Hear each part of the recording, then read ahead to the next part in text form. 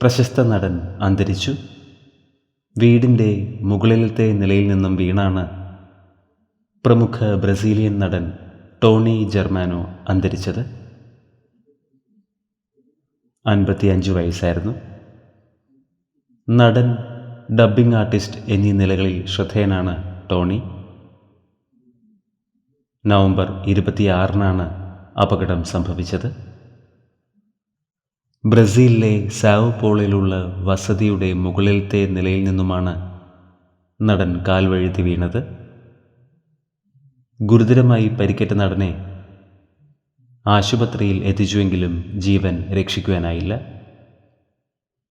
Tonic 55 വയസ്സായിരുന്നു. അപ്രതീക്ഷിത വേർപാട് ബ്രസീലിയൻ വിനോദലോകത്തെ നടുക്കിയിരിക്കുന്നു. പ്രിയ നടൻ്റെ ആത്മാവിന് നിത്യശാന്തി ലഭിക്കട്ടെ എന്ന് നമുക്ക് പ്രാർത്ഥിക്കാം.